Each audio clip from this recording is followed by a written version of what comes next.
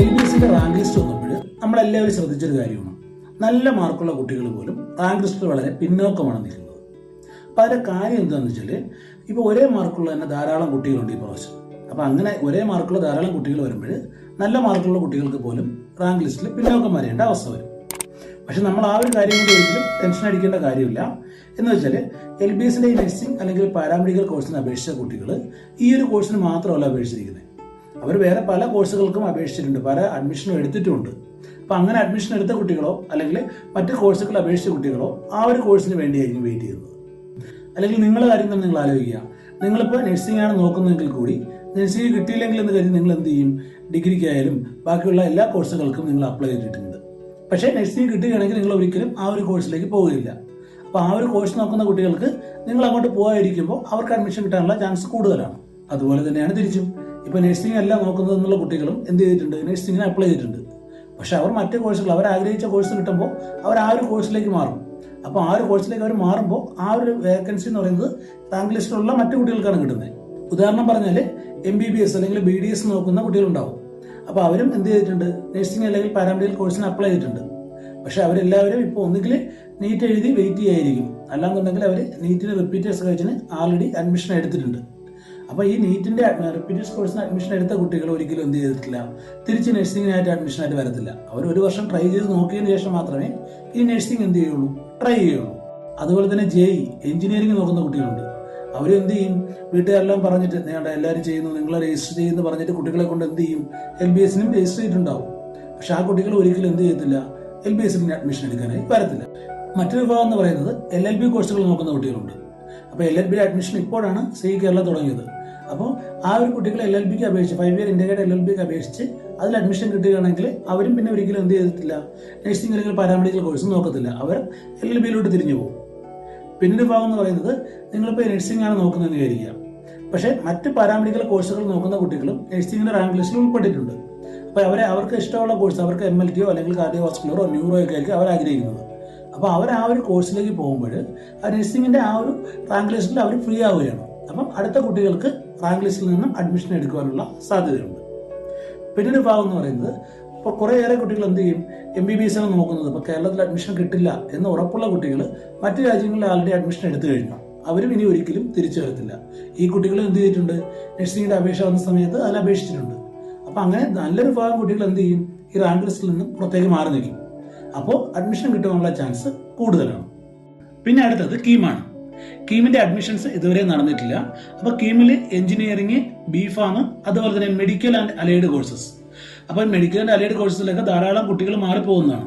Medical കിട്ടിയില്ലെങ്കിൽ കൂടി allied കോഴ്സായ ആയുർവേദയോ അല്ലെങ്കിൽ അഗ്രികൾച്ചറോ എടുത്തിട്ട് കുറേ കുട്ടികൾ ആ ഒരു ഫീൽഡിലേക്ക് മാറിപ്പോകും. അപ്പോൾ അങ്ങനെ പോകുമ്പോഴും ആ കുട്ടികളും ആൾറെഡി നഴ്സിംഗിന്റെ എന്തുണ്ട്? റാങ്ക് ലിസ്റ്റിൽ ഉൾപ്പെട്ടിട്ടുള്ളവരാണ്. അപ്പോൾ റാങ്ക് ലിസ്റ്റ് വീണ്ടും ഫ്രീ ആവുകയും ബാക്കിയുള്ള കുട്ടികൾക്ക് അഡ്മിഷൻ ലഭിക്കുകയും ചെയ്യും.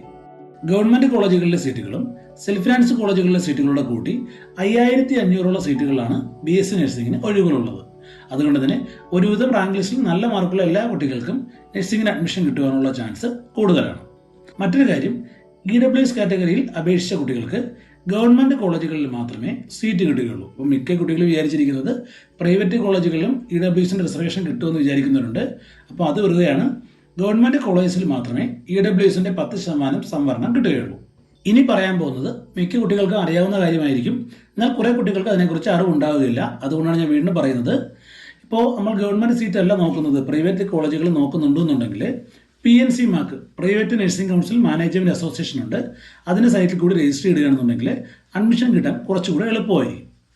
എന്ന് വെച്ചാൽ ഒരു കോളേജിലെ 50%, ഒരു പ്രൈവറ്റ് കോളേജിലെ 50% സീറ്റുകളിലേക്ക് മാത്രമേ LBS എന്ത് ചെയ്യുന്നുള്ളൂ? അഡ്മിഷൻ എടുക്കുന്നുള്ളൂ. ബാക്കി 35% സീറ്റുകളും PNC mark, private nursing council management association. കേരളത്തിൽ തന്നെ ഏറ്റവും വലിയ നഴ്സിംഗ് കൗൺസിലിന്റെ മാനേജ്മെന്റ് അസോസിയേഷനാണ് PNC മാർക്ക്.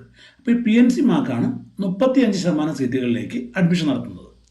അതായത് ഒരു സെൽഫ് ഫിനാൻസിംഗ് കോളേജിൽ 100 സീറ്റുകൾ ഉണ്ടെങ്കിൽ അതിൽ 50 സീറ്റ് എടുക്കുന്നത് LBS നഴ്സിംഗും ബാക്കി 35 സീറ്റുകൾ PNC മാർക്ക് മുഖാന്തരമാണ് അഡ്മിഷൻ എടുക്കുന്നത്. എന്നാൽ LBSൽ അപേക്ഷിക്കുന്നതിൽ പകുതിയിൽ താഴെ ആൾക്കാർ മാത്രമേ PNC മാർക്കിൽ അപേക്ഷിക്കാറുള്ളൂ. അതുകൊണ്ട് തന്നെ PNC മാർക്കിൽ അപേക്ഷിക്കുന്നവർക്ക് അഡ്മിഷൻ കിട്ടുവാൻ ചാൻസ് കൂടുതലാണ്. പക്ഷേ അവർക്ക് ഗവൺമെന്റ് കോളേജിൽ അഡ്മിഷൻ കിട്ടുകയില്ല, സെൽഫ് ഫിനാൻസിംഗ് കോളേജുകളിൽ മാത്രമേ അഡ്മിഷൻ എടുക്കാൻ സാധിക്കുകയുള്ളൂ. മിക്ക ആളുകളും PNC മാക്കിന് അപേക്ഷിക്കാത്തതിൻ്റെ കാരണം എന്ന് പറയുന്നത് ഇപ്പോൾ private nursing council management association എന്ന പേര് കേൾക്കുമ്പോൾ തന്നെ ഫീസ് കൂടുതലായിരിക്കും, അല്ലെങ്കിൽ എന്ത് ചെയ്യും കോഷൻ ഡെപ്പോസിറ്റ് ഉണ്ടാവും എന്നൊക്കെ വിചാരിച്ചിട്ട്, ഭയങ്കരമായ കോഷൻ ഡെപ്പോസിറ്റ് ഉണ്ടാവും എന്നൊക്കെ വിചാരിച്ചിട്ടാണ് മിക്ക ആൾക്കാരും PNC മാക്കിൽ അഡ്മിഷന് അപ്ലൈ ചെയ്യാത്തത്. എന്നാൽ PNC മാക്ക് മുഖാന്തരം അഡ്മിഷൻ കിട്ടിക്കഴിഞ്ഞാൽ LBSൽ അടയ്ക്കുന്ന അതേ ഫീസ് മാത്രമേ നിങ്ങൾക്ക് ഫീസ് അടയ്ക്കേണ്ടതായി വരത്തുള്ളൂ. അതായത് ആദ്യത്തെ വർഷം 1,06,000 രൂപയും പിന്നെയുള്ള വർഷങ്ങളിൽ 1,02,000 രൂപയും വെച്ചാണ് PNC മാർക്ക് മുഖാന്തരം അഡ്മിഷൻ കിട്ടിയാൽ ഒരു കുട്ടിക്ക് അടയ്ക്കേണ്ടി വരുന്നത്. 10,000 രൂപയാണ് കോഷൻ ഡെപ്പോസിറ്റ് ഉള്ളത്. ഇത് അഡ്മിഷൻ കഴിഞ്ഞു കഴിഞ്ഞാൽ നിങ്ങൾക്ക് തിരിച്ചു കിട്ടുന്നതുമായിരിക്കും. അതുകൊണ്ട് നഴ്സിംഗ് ആഗ്രഹിക്കുന്ന കുട്ടിയാണെന്നുണ്ടെങ്കിൽ ഉറപ്പായും PNC മാർക്ക് കൂടി ചെയ്തിട്ടേക്കുക. PNC മാർക്കിൻ്റെ ആപ്ലിക്കേഷൻ ഡേറ്റ് എക്സ്റ്റെൻഡ് ചെയ്തിട്ടുണ്ട്. അപ്പോൾ അത് നിങ്ങൾക്ക് വേണമെങ്കിൽ PNC മാർക്ക് കൂടി രജിസ്റ്റർ ചെയ്യുക. രണ്ടാമതായി പറയാനുള്ളത്, PNC മാർക്കിൽ രജിസ്റ്റർ ചെയ്ത കുട്ടികൾ ഇഷ്ടംപോലെ ഉണ്ടാവും. അപ്പോൾ അവർ നോക്കേണ്ട കാര്യം എന്ന് പറയുന്നത്, PNC മാർക്കിൽ നമുക്ക് ആകെ 10 ഓപ്ഷൻ മാത്രമേ കോളേജസ് വയ്ക്കാൻ പറ്റുകയുള്ളൂ. ഈ വയ്ക്കുന്ന 10 കോളേജുകളിൽ സീറ്റുകളുടെ എണ്ണം നോക്കി വേണം വയ്ക്കേണ്ടത്. ചില കുറേ കോളേജുകളിൽ സീറ്റുകളുടെ എണ്ണം കുറവും, കുറേ കോളേജുകളിൽ സീറ്റുകളുടെ എണ്ണം കൂടുതലുമാണ്. അപ്പം നമ്മൾ വയ്ക്കുന്ന 10 കോളേജുകളിൽ സീറ്റുകളുടെ എണ്ണം കുറവുള്ള കോളേജാണ് വയ്ക്കുന്നതെന്നുണ്ടെങ്കിൽ നമുക്ക് അതുകൊണ്ട് ഉപയോഗമില്ല, അഡ്മിഷൻ കിട്ടാനുള്ള ചാൻസ് കുറവായിരിക്കും. അതുകൊണ്ട് വയ്ക്കുമ്പോൾ സീറ്റുകളുടെ എണ്ണം കൂടുതലുള്ള കോളേജുകൾ വേണം PNC മാർക്കിൽ ഉൾപ്പെടുത്തേണ്ടത്. PNC മാർക്കിലെ സീറ്റുകളുടെ എണ്ണം കൂടുതലുള്ള കോളേജുകളുടെയും കുറവുള്ള കോളേജുകളുടെയും ലിസ്റ്റുകൾ ഞാൻ ആൾറെഡി വീഡിയോ ചെയ്തിട്ടുണ്ട്. ഞാൻ എന്തായാലും അതിൻ്റെ ലിങ്ക് നിങ്ങൾക്ക് ഡിസ്ക്രിപ്ഷൻ ബോക്സിൽ നൽകിയേക്കാം. അതിൽ നിന്ന് നോക്കിയിട്ട് നിങ്ങൾക്ക് ഓപ്ഷൻസ് ചേഞ്ച് ചെയ്യാം. അപ്പോൾ ആൾറെഡി അപ്ലൈ ചെയ്ത കുട്ടികളാണെങ്കിൽ നിങ്ങൾ നോക്കുക, നിങ്ങൾ വെച്ചിരിക്കുന്ന കോളേജുകളിലെ സീറ്റുകൾ എത്രയാണെന്ന് നോക്കുക.